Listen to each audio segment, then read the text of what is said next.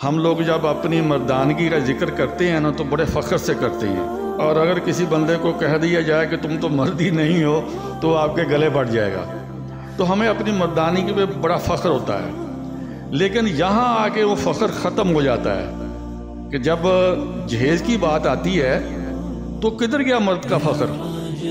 مرد کی ذمہ داری ہے کہ وہ اپنا گھر چلائے اور اپنے گھر کے اخراجات پورے کرے، اس کی ہر چیز وہ بنائے۔ السلام علیکم ورحمۃ اللہ وبرکاتہ۔ یہ معزز ناظرین اکرام، آج میری یہ بہت بڑی خوش قسمتی ہے کہ آج مجھے ایک ایسی شخصیت کے ساتھ ملاقات کا موقع ملا کہ جن کے دل کے اندر لاکھوں نہیں بلکہ کروڑوں انسانوں کا درد چھپا ہوا ہے۔ اللہ کی رحمت، اللہ کی توفیق سے، بلکہ جو ان کے اندر درد چھپا ہوا تھا اور وہ انہوں نے الحمدللہ اپنی زبان حال سے اس وقت کی سب سے بڑی کتاب میں سمجھتا ہوں اسلام کے اندر جہیز اور برات کی حقیقت لکھ کر اپنا درد یہ اپنی زبان پر لائے اور لوگوں کو شعور دینے کے لیے اس وقت کی سب سے بڑی کتاب جہیز اور برات کے بارے میں اگر کسی نے پڑھنی ہو تو یہ کتاب پڑھ لے۔ انشاءاللہ مجھے امید ہے کہ جو بھی باشعور شخص ایک مرتبہ ان کی یہ کتاب پڑھ لے گا نا جی، مجھے پورا یقین ہے اللہ کی بارگاہ کے اندر کہ وہ شخص انشاءاللہ مرد بن جائے گا اور وہ اس معاشرے کے لیے انہی کی طرح آسانیاں پیدا کرنے والے بن جائے گا، اور پھر وہ شخص اللہ کی مخلوق کے لیے آسانی پیدا کرے گا اور شادی کرے گا، اور اپنی شادی میں جہیز اور برات کا مکمل طور پر بائیکاٹ کر کے مردانی کا ثبوت دے کر باقی اللہ کی مخلوق کے لیے بھی ایک بہت بڑا نمونہ بن جائے گا۔ تو میری آپ سے گزارش ہے کہ یہ سارے میرے معاشرے والی یہ کتاب پڑھیں اور اس پر عمل کر کے اللہ کی مخلوق کے لیے آسانی پیدا کریں۔ باقی ان سے انشاءاللہ وہ موضوع کہ جس موضوع پر آج تک کسی نے بھی اتنی کھل کھلا کر لب کشائی نہیں کی، یقین کریں میں نے بڑی بڑی پڑھی ہیں کتابیں جہیز اور برات کے موضوع پر، کیونکہ یہ اس وقت کا سب سے بڑا بوجھ ہے اس معاشرے پر۔ لاکھوں نہیں کروڑوں بچیاں بوڑھی ہو گئی جہیز برات کے بوجھ تلے دب کر، اور اس سے بڑی جو ہے نا بدقسمتی وہ یہ ہے کہ جنہوں نے اس معاشرے کے اندر نکاح کو آسان کرنا تھا، ممبروں محرابوں کے وارثوں نے، اللہ کے نبی کے وارثوں نے آسان کرنا تھا، افسوس کہ انہی لوگوں نے اس جہیز برات کے اندر گنجائشیں نکال کر اس کو اور مشکل بنا ڈالا۔ آپ سے نا ایک ایسے دو مشہور الفاظ کہ جو بڑے مشہور ہیں، اور وہ ایسے مشہور الفاظ ہیں کہ جن الفاظوں نے یہ معاشرہ برباد کر دیا۔ وہ دو لفظ میں نے پورا قرآن کے اندر اور کتب احادیث کے اندر میں نے کہیں پڑھے بھی نہیں ہیں، مگر وہ اتنے زبان زد عام ہو گئے ہیں۔ وہ الفاظ کون سے ہیں؟ جہیز اور برات۔ یہ ہماری ذرا آپ رہنمائی فرمائیں، اللہ آپ کو ذات عطا فرمائے۔ عامر صاحب بہت شکریہ آپ کا، آپ نے مجھے موقع دیا جہیز اور برات کے موضوع پہ بولنے کے لیے۔ بات ایسے ہے کہ ہمارے ہاں بہت ساری رسمیں ایسی ہیں جو اسلام میں نہیں ہیں لیکن ہمارے معاشرے میں رائج ہیں۔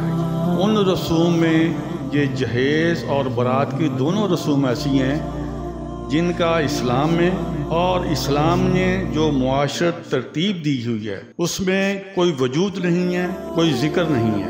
پھر اسلام جس معاشرے میں آیا، سعودیہ کے معاشرے میں، سعودی عرب کے معاشرے میں، تو جس کی مثال لے کے ہم اپنی معاشرت کو سنوارتے ہیں، اور جہاں نبی پاک صلی اللہ علیہ وسلم نے اپنی ساری زندگی گزاری اور ان کے نقش قدم پہ ہم چلتے ہیں، تو وہاں اس کا کوئی وجود نہیں ہے۔ میں نے بہت اس کا مطالعہ کیا عرب معاشرے کا اور نبی پاک صلی اللہ علیہ وسلم کے وقت کے معاشرے کا، تو اس معاشرے میں نہ جہیز کا وجود ہے اور نہ بارات کا وجود ہے، دونوں کا وجود نہیں ہے۔ یہ دونوں جو چیزیں ہیں یہ ہمارے ہاں ہندوستان کے معاشرے میں ہندوؤں کی وجہ سے آئی، لیکن بدقسمتی ہے کہ ان رسوم کو ختم کرنے کے متعلق ہمارے علماء کرام نے اتنی توجہ نہیں دی جتنی توجہ انہیں دینی چاہیے تھی۔ تو اگر ان دونوں رسوم کے ہم اپنے معاشرے پہ مرتب ہونے والے نقصانات کو دیکھیں تو آج ہر گھر اس کی وجہ سے پریشان ہے، چاہے وہ گھر امیر کا ہے چاہے وہ غریب کا ہے۔ اگر امیر کا ہے تو اس کو بھی اسی حساب سے کرنا پڑتا ہے، اور اگر غریب کا ہے تو وہ تو پریشان ہے ہی ہے۔ تو یہ دونوں رسمیں ایسی ہیں جن کی وجہ سے آج ہمارے معاشرے کا ہر فرد پریشان ہے۔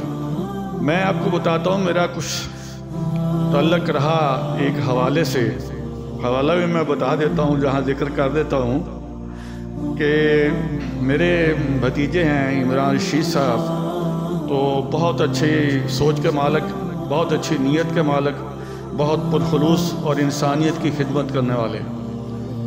تو انہوں نے مجھے کہا کہ انکل ایسے کریں کہ آپ بیوہ عورتیں یا غریب عورتیں جو ہے نا ان کے لیے وظائف مقرر کر دیں ہماری طرف سے۔ تو اس سلسلے میں میرے پاس بہت عورتیں آتی تھیں اور ان سے میری بات چیت ہوتی تھی، ان سے معلومات ملتی تھی کہ ان کے مسائل کیا کیا ہیں، اور پھر ارد گرد ہماری سوسائٹی ہے اس کو جب میں دیکھتا تھا تو پتہ چلتا تھا کہ کیا کیا مسائل ہیں اور کن مسائل نے اس وقت ہمیں جکڑا ہوا ہے۔ تو باقی مسائل تو ایک طرف، لیکن یہ جہیز اور بارات کی وجہ سے ہمارے لوگ بہت پریشان تھے۔ تو اس بنا پہ پھر میں نے اس کا پوری طرح مطالعہ کیا، جائزہ لیا اپنے معاشرے کا بھی اور نبی پاک صلی اللہ علیہ وسلم کے دور کا بھی، اور جو قرآن و سنت ہے اس میں بھی احادیث مبارکہ کا مطالعہ کیا۔ تو مجھے افسوس سے کہنا پڑتا ہے کہ نہ قرآن پاک میں ایسی کوئی بات ہے، نہ ذخیرہ احادیث میں، اور نہ سنت میں۔ تو نبی پاک صلی اللہ علیہ وسلم نے اپنی کسی بیٹی کو کوئی جہیز نہیں دیا۔ تو اس بارے میں ایک اور غلط فہمی ہے جو میں دور کرنا چاہ رہا ہوں کہ عموماً ہمارے علماء کرام جو اس کا جواز پیدا کرتے ہیں جہیز کا، وہ مثال دیتے ہیں کہ نبی پاک صلی اللہ علیہ وسلم نے اپنی بیٹی کو جہیز دیا، حالانکہ یہ بات غلط ہے۔ انہوں نے اپنی بیٹی کو قطعاً کوئی جہیز نہیں دیا۔ کیا اصل معاملہ کیا ہے کہ حضرت علی کرم اللہ وجہہ وہ ان کے گھر میں رہتے تھے، ان کے ہاں ہی پرورش پائی انہوں نے، اور جب ان کے زیر کفالت تھے وہ، جب حضرت علی کی شادی کا موقع آیا تو چونکہ وہ آپ کے زیر کفالت تھے اور آپ نے ہی ان کا بوجھ اٹھایا ہوا تھا، آپ نے ہی ان کی شادی کرنی تھی، تو آپ نے اصل میں حضرت علی کے گھر کے لیے استعمال کے لیے کچھ چیزیں دیں جنہیں ہم کہتے ہیں حضرت فاطمہ کو دیں۔ وہ حضرت علی کو اصل میں دی گئی تھی ان کا گھر چلانے کے لیے۔ ظاہر ہے ان کے گھر میں حضرت فاطمہ تو زہرہ نے جانا تھا، تو وہ دونوں کے لیے ہو گئی۔ اب وہ چیزیں کہاں سے آئی تھی جو معمولی چیزیں دی تھی دو چار، وہ بھی سن لیں۔ پورا قصہ جو ہے وہ یوں ہے کہ جب یہ حضرت علی کی شادی کا موقع آیا تو آپ صلی اللہ علیہ وسلم نے حضرت علی کو بلایا، تو آپ صلی اللہ علیہ وسلم نے فرمایا کہ گھوڑا تو یار تمہاری ضرورت ہے، ایسے کرو جو زرہ جو ہے نا اس کو بیچ کے آؤ بازار۔ تو حضرت علی گئے بازار میں اور وہ زرہ اپنی بیچی، اور جو کہا جا رہا ہے کہ 40 دینار میں وہ بکی۔ تو آپ نے وہ پیسے لا کے حضرت رسول اکرم صلی اللہ علیہ وسلم کے ہاتھ مبارک پر رکھ دیے۔ تو آپ صلی اللہ علیہ وسلم نے انہی پیسوں سے کچھ پیسے اٹھائے اور فرمایا خادمہ سے کہ یہ چند چیزیں جو ہیں یہ خرید لاؤ۔ ان میں وہی چکی تھی، مشکیزہ تھا، یا ایسی جو چیزیں ہمارے آتی ہیں جنہیں ہم کہا جاتا ہے کہ جہیز ہے۔ تو وہ خادمہ گئی، وہ چیزیں لے آئی اور وہ کچھ پیسوں کی آئیں۔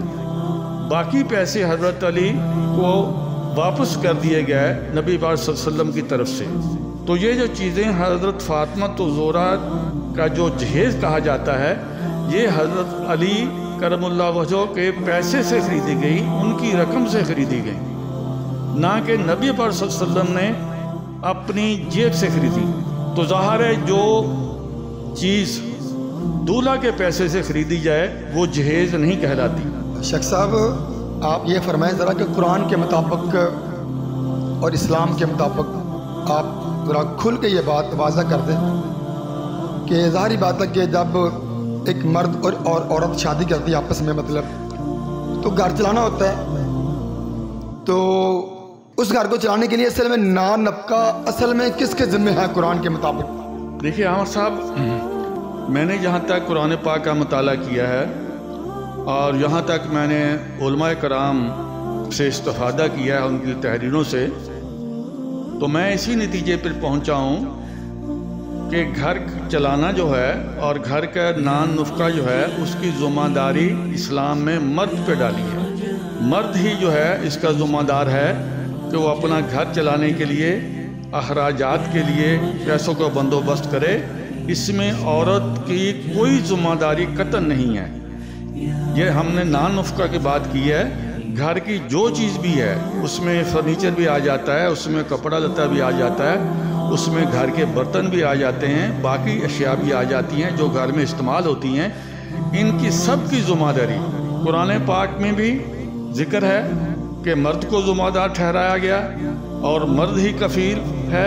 और इसी तरह नबी पाक सल्लल्लाहु अलैहि वसल्लम की अहादीस मुबारका से और उनकी सुन्नत से ये चीज़ वाज़ह हो जाती है कि मर्द इसका ज़िम्मेदार है, ना कि औरत इसकी लाने की ज़िम्मेदार है। शेख साहब, आप ये फरमाएं ज़रा कि जब एक मर्द अपनी बीवी से शादी के मौका पर जहेज़ लेता है लाखों रुपए का, तो खुदारा आप हमें ये बताएं इस माशरे को कि उस एक के जहेज़ लेने के बदले में और अपनी बीवी पर लाखों रुपए का नाजायज़ खानों का बोझ डालने के बदले में कितने नुकसान हो रहे हैं, बाकी जो लोग देखने वाले हैं उन पर क्या तासरात पड़ते हैं ऐसे एक लालची मर्द के? जो ज़िम्मेदारी इस्लाम ने मर्द पे डाली थी, आज वो ज़िम्मेदारी हमने शिफ्ट करके औरत पे और उसके ख़ानदान पे डाल दी।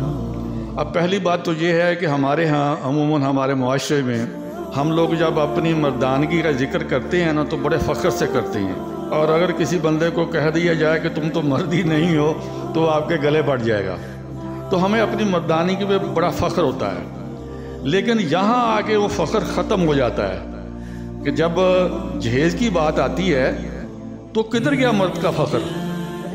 मर्द की ज़िम्मेदारी है कि वो अपना घर चलाए और अपने घर के अखराजात पूरे करे, उसकी हर चीज़ वो बनाए। लेकिन यहाँ आके हम औरत पे ज़िम्मेदार डाल देते हैं और हमारी मर्दानगी उस वक्त किधर जाती है जब औरत के लाए हुए बेड पे हम सोते हैं, औरत के लाए हुए बर्तन इस्तेमाल करते हैं, औरत के लाए हुए हम कपड़े जो इस्तेमाल करते हैं और औरत की लाए हुए फर्नीचर इस्तेमाल करते हैं, और फिर भी हम कहते हैं कि हम बड़े मर्द हैं। भाई मर्द जो है उस पर तो ज़िम्मेदारी डाली हुई कि सारे खर्च उसने पूरे करने हैं, सारी चीज़ें उसने लानी हैं। औरत पे किसी किस्म की कोई ज़िम्मेदारी नहीं डाली गई। जहाँ तक मैंने मुताला किया है और उसका जो नतीजा है जो या इस बारे में उलमा कराम से मशवरा किया है, तो उलमा कराम वाज़ह तौर पे कहते हैं कि इसमें सारी ज़िम्मेदारी जो है मर्द की है, ना कि औरत की। तो फिर आपका क्या ख्याल है कि फिर जिस तरह आपने फरमाया कि उलमा कराम से आपने कई बार मुशावरत की है और ये बात वाज़ह अल-अलान कहते हैं कि सारी ज़िम्मेदारी शादी से लेकर आखिरी दम तक ये मर्द की है, तो फिर आपका क्या ख्याल है कि फिर वो ये बातें आपसे तो उन्होंने की है, फिर मिंबर पर खड़े होकर खुल के फिर ये बात वो क्यों नहीं कहते? आखिर क्या वजह है? हाँ साहब, ये हमारी बहुत बड़ी बदकिस्मती है, बहुत बड़ी बदकिस्मती। हमारे उलमाए कराम ने, मैं तो ये कहूँगा कि जिस तरफ मुआशरे में जो मफासद हैं, मुआशरे में जो बुरी चीज़ें हैं जिनकी तरफ उनकी तवज्जो जानी चाहिए थी, उतनी तवज्जो उनकी तरफ नहीं है जितनी होनी चाहिए थी। मैं इस वक्त मेरी उम्र 72 साल, और 72 साल में मैंने बहुत कम उलमाए कराम को देखा है जिन्होंने मुआशरे के इस नसूर पे बात की हो। अमूमन हमारी मस्जिदों में क्या होता है, जुम्मे वाले दिन ही हम लोगों ने जाना होता है, वहाँ अब हम जाते हैं और जुम्मे वाले दिन वो किस्से कहानियाँ सुना के और इधर उधर की बातें करके लोगों को फारिग कर देते हैं। تو میں نے جب یہ اس موضوع پہ کتاب لکھی اور اس موضوع کے متعلق میں نے جب مشورہ لیا تو اس شہر کے تقریباً 500 علماء کو میں نے کتاب بھیجی اور انہیں کہا کہ یہ کتاب پڑھیں اور جب آپ خطبہ دیتے ہیں جمعہ کا اس میں آپ اس کا ذکر کریں باتوں کا کہ بارات اور جو جہیز ہے ہمارے معاشرے میں جو غلط ایک چیز آئی ہے یہ ہندوؤں کی طرف سے ہے. لیکن ان سے میرے خیال میں چند علماء ہوں گے جنہوں نے مجھے جواب دیا اور انہوں نے کہا جی ٹھیک آپ نے ٹھیک کہا اور ہم آئندہ اس کا ذکر کریں گے. لیکن اصل معاملہ کہاں آ جاتا ہے؟ میں افسوس کے ساتھ ذکر کرنے لگا ہوں. میں اسی سلسلے میں فیصل آباد میں ایک بہت بڑا مدرسہ ہے، میں اب نام نہیں لوں گا، تو ان میں جو شیخ الحدیث بیٹھتے ہیں میں ان کے پاس گیا تو میں نے کہا حضرت میں نے یہ کتاب لکھی ہے تو اس بارے میں آپ کا بہت حلقہ وسیع ہے، تو اگر آپ میرے ساتھ متفق ہیں تو اس بارے میں آپ بات ضرور کریں اپنے حلقے میں. تو انہوں نے کہا کہ ہاں میں اس سے متفق ہوں، ایسی کوئی بات نہیں ہے، آپ نے جو لکھا بالکل صحیح ہے اور اسلام میں ایسا ہی ہے. تو لیکن جب میں نے انہیں کہا کہ آپ اپنے حلقہ میں بھی بات کریں اور ادھر ادھر بھی بات کریں تو وہ تھوڑا سا مسکرائے، تو کہنے لگے یار چھوڑو اس موضوع کو، کوئی اور موضوع پہ بات کرتے ہیں. تو آپ کسی اور موضوع میں بات کریں، کسی اور موضوع پہ لکھیں. تو مجھے اس بارے میں بڑا افسوس ہوا. تو میں نے انہیں کہا حضرت بات اصل میں یہ ہے کہ آپ نے خود بھی جہیز لیا ہوا ہے، آپ جہیز دیتے بھی ہیں، اس لیے آپ کیسے اس کی نفی کریں؟ آپ باہر بلند باغ کیسے نفی کریں آپ اس کی؟ تو بہر ہمارے علماء کرام میں مجھے بہت تکلیف ہوتی ہے یہ بات کہتے ہوئے. اس بارے میں جو کہتے ہیں وہ کرتے نہیں ہیں، وہ متفق ضرور ہیں اس بات پہ لیکن ان میں جو متفق ہیں وہ بھی اس پہ عمل نہیں کرتے، نہ ہی آگے اچھی طرح بتاتے ہیں. لیکن زیادہ تر علماء تو جو ہیں وہ کہتے ہیں جی کہ تحفے کی اجازت ہے. اب تحفہ کیا ہے؟ ہم جب ایک دوسرے کو تحفہ دیتے ہیں تو وہ ٹرک بھر کے نہیں دیتے. تحفہ تو یہی ہوتا ہے کہ معمولی سی رقم ہے، اس سے جو چیز آپ نے خریدی ہے ایک دو جا کے دے دی. تو اب انہوں نے کیا جواز پیدا کیا ہوا ہے کہ جی والدین اگر اپنی بیٹی کو تحفہ دینا چاہتے ہیں تو وہ تحفہ دے سکتے ہیں. تو تحفے کے جواز میں وہ اس بارات کو، اس جہیز کا جواز پیدا کرتے ہیں، جو کہ نہایت افسوسناک بات ہے، جبکہ اس کی مثال کہیں بھی نبی پاک صلی اللہ علیہ وسلم کی زندگی میں نہیں ملتی. اور ہم ہمیشہ یہی کہتے ہیں، علماء کرام بھی یہی کہتے ہیں، نبی پاک صلی اللہ علیہ وسلم کی زندگی کو مشعل راہ بناؤ. لیکن جب بات آتی ہے جہیز کی اور بارات کی تو وہاں آ کے ہم وہ کیا کہتے ہیں، میں تو یہی کہوں گا کہ وہ ڈنڈی مار جاتے ہیں. شیخ صاحب آپ پھر ہمارے معزز علماء کرام کو اس بارے میں کیا پیغام دینا چاہیں گے کہ کیا انہیں مطلب اس موضوع پر بیان کرنا چاہیے کھل کھلا کر؟ کیونکہ اگر وہ بیان نہیں کریں گے تو پھر یہ اتنی کبھی جو رسمیں ہیں یہ کیسے رکیں گی؟ آخر ان کا کوئی تو حل ہوگا نا جی. تو اس کے لیے مطلب کہ ظاہری بات ہے کہ ایک دو بندے اگر کام کریں گے، جس طرح کہ ماشاءاللہ آپ نے کتاب لکھی ہے اور میں ایک ادارہ چلا رہا ہوں تحریک سنت نکاح کے نام سے، لوگوں کی شادیاں کروا رہا ہوں بغیر جہیز برات کے. تو بتائیں کہ آپ اور میں یا گنے جنے اور لوگ کتنا مطلب اس کو روکیں گے؟ اتنا بڑا پہاڑ کا بوجھ 2-4 آدمی کیسے اٹھائیں گے؟ ہاں جی. تو اس کے لیے اصل حل کیا ہونا چاہیے؟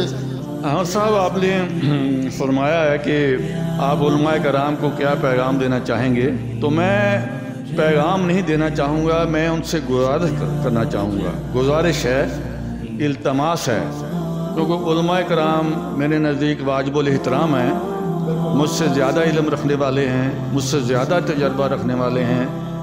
میں تو ایک حقیر سا بندہ ہوں جس کا مذہب کے بارے میں شاید اتنا علم نہیں ہے. تو میں تو انہیں گزارش ہی کر سکتا ہوں، ایک التماس ہی کر سکتا ہوں کہ دیکھیے میں نے کتاب لکھی، یہ کتنے لوگوں تک پہنچی ہوگی؟ یہی کو 1000 ہوگا، 2000 ہوگا. اور میرے دوست عامر محمدی صاحب اس بارے میں بہت توقع کر رہے ہیں، اللہ تعالیٰ نے جزا دے. لیکن ان کا پیغام بھی کتنے لوگوں تک پہنچتا ہوگا؟ بہت محدود لوگوں تک. اور اس فیلڈ میں اگر 2-4 لوگ کام کر رہے ہیں تو ان کا پیغام بھی کتنے لوگوں تک پہنچتا ہوگا؟ بہت محدود لوگوں تک. تو یہ جو رسم ہے جہیز اور بارات کی، جس کا اسلام میں کوئی تصور نہیں ہے، نہ بارات کا نہ جہیز کا، تو اس بارے میں ہماری جو کوشش ہے وہ بہت ہی محدود ہے۔ ٹھیک ہے، ہم کوشش کر رہے ہیں لیکن نہایت محدود۔ اگر علماء کرام اس طرف توجہ دیں اور معاشرے کو اس بگاڑ کو درست کرنا چاہیں، اس ناسور کو ختم کرنا چاہیں، تو ان کی آواز جو ہے وہ 25 کروڑ عوام تک پہنچ سکتی ہے۔ اب ہماری مساجد میں جب لوگ جمعہ والے دن رجوع کرتے ہیں، اگر علماء کرام اس چیز کو خاص طور پر اپنے خطبے میں شامل کر لیں تو میرا خیال بہت وقت نہیں لگے گا، کچھ عرصے میں ہی یہ 24-25 کروڑ عوام جو ہیں ان تک یہ پیغام پہنچ سکتا ہے۔ تو اس میں علماء کرام کی مدد کی، ان کی اعانت کی سخت ضرورت ہے۔ جزاک اللہ خیر شیخ صاحب، آپ کا بہت شکریہ، اللہ تعالیٰ آپ کو جزائے خیر عطا فرمائے کہ آپ نے اپنا قیمتی وقت نکال کر ہمیں ٹائم دیا۔ اللہ تعالیٰ سے دعا ہے کہ آپ نے جتنی باتیں کی ہیں اس معاشرے کی بھلائی کے لیے، جن لوگوں نے یہ آپ کی باتیں سنی، اللہ انہیں ان پر عمل کر کے ان باتوں کو آگے بھی پہنچانے کی توفیق عطا فرمائے۔ السلام علیکم ورحمۃ اللہ وبرکاتہ۔